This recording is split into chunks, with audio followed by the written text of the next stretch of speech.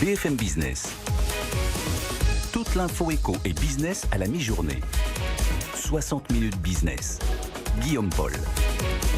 Bien, il est midi 22. Alors je vous disais, c'est un énorme texte qui arrive aujourd'hui dans l'hémicycle à l'Assemblée nationale. Ce gigantesque projet de loi climat et résilience qui va être examiné, débattu pendant 3 semaines avec ses 69 articles, avec ses quelques 7000 amendements déposés. Projet qui doit permettre à la France d'avancer, pas d'atteindre, mais d'avancer vers son objectif d'avoir réduit les émissions de gaz à effet de serre de l'ordre de 40% d'ici 2030. C'est demain 2030, mine de rien.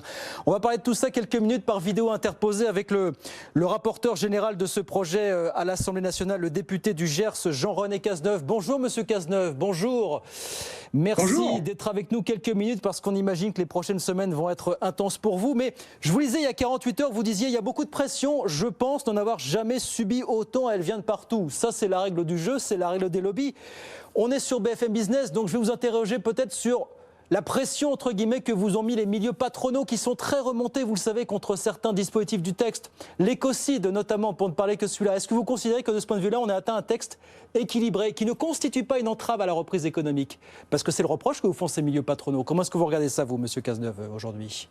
Je trouve que c'est bon signe qu'on nous reproche que ce texte aille trop loin, d'une certaine manière, parce que j'entends tellement, il y a eu des manifestations ce week-end qui, au contraire, pourraient nous faire croire qu'il n'y a rien dans ce texte, que c'est une petite loi, etc. Non, c'est une très belle loi, c'est une très grande loi, et qui, j'espère, trouve son point d'équilibre. C'est-à-dire que nous ne sommes pas pour une écologie brutale, pour une écologie de la décroissance, nous sommes pour une écologie de progrès, mais nous sommes quand même, parce que c'est une obligation qui s'impose à nous, qui s'impose à nos futures générations, nous devons absolument atteindre nos objectifs de réduction des gaz à effet de serre.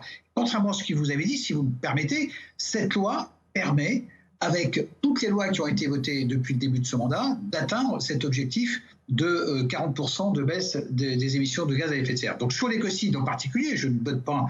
Je crois qu'on a atteint un équilibre, c'est-à-dire que ce n'est pas un crime, mais c'est une graduation dans le risque que prennent les entreprises qui ne respectent pas la loi en matière d'impact sur l'environnement. Mais l'argument du MEDEF qui est de dire tout ça est source d'insécurité juridique pour beaucoup d'entreprises. Voilà, c'est la porte ouverte à beaucoup d'interprétations. Qu'est-ce que vous répondez au MEDEF de ce point de vue-là, monsieur Cazeneuve?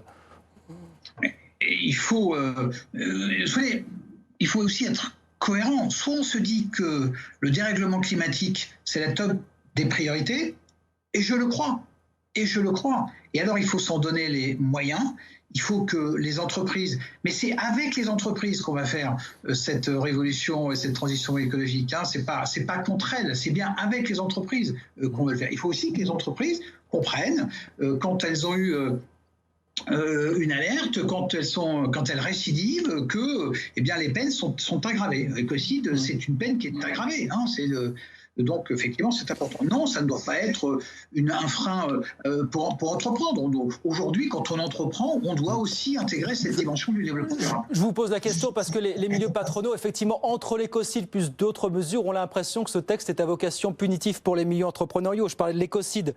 Je parle aussi des mesures restreignant la publicité sur certains secteurs. Je parle de cette écotaxe qui ne dit pas son nom. Je parle aussi de la suppression de l'avantage fiscal de gazole routier à horizon 2030. Arrêt de mort du transport français, disent les professionnels du secteur. Voilà, tout ça mis bout à bout, est-ce qu'on peut comprendre pour vous les récriminations des milieux patronaux aujourd'hui? Je vous pose un petit peu là-dessus, forcément. Hein.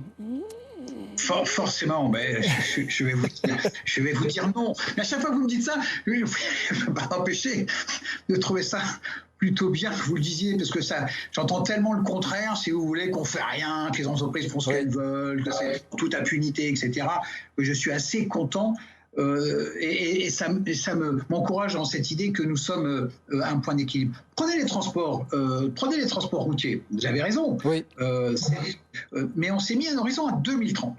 Bon, là, on prend personne par surprise, d'accord. Bon, on sait aussi qu'en 2030, il doit y avoir d'ici là, et ce sera un des objets de la présidence française de l'Europe, c'est que nous allons prendre des initiatives, parce qu'on ne peut pas prendre une décision franco-française en la matière. Donc ça doit être une décision européenne pour pas mettre nos transporteurs dans une situation délicate. Et puis en même temps, on met beaucoup d'argent pour accompagner la transformation des poids lourds et faire en sorte que ce soit un transport qui soit propre à horizon 2030. Donc vous voyez, c'est pas on vous met une taxe demain, ça oui ce serait punitif, ça mettrait notre économie en péril. C'est dire non, on se donne une trajectoire, on investit dans la transition, on accompagne les transporteurs, on fait en sorte que ce soit porté au niveau européen, parce qu'on ne peut pas non plus se satisfaire de camions qui polluent toute la journée. C'est une source très importante de pollution et d'émissions de CO2. Donc il faut vraiment collectivement arriver. Et les transporteurs, quand vous leur expliquez ça calmement, ils comprennent. Hein.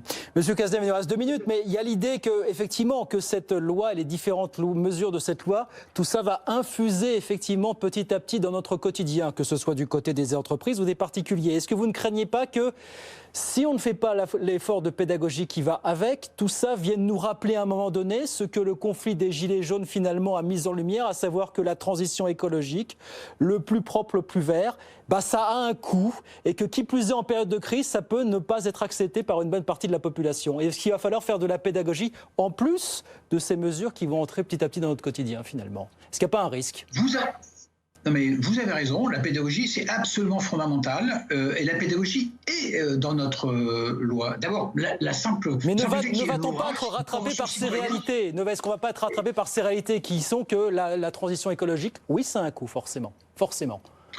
Bien sûr, c'est un coût. Et c'est la raison pour laquelle il faut que nous retrouvions de la croissance économique, parce que c'est la croissance économique qui finance la transition écologique. C'est en ça que nous sommes très à l'opposé de ce que pensent un certain nombre d'écologistes qui voudraient de la décroissance. La décroissance, c'est la fin. C'est la fin. Alors que nous voulons vraiment de la croissance économique. Nous voulons accompagner cette croissance économique pour accompagner cette transformation.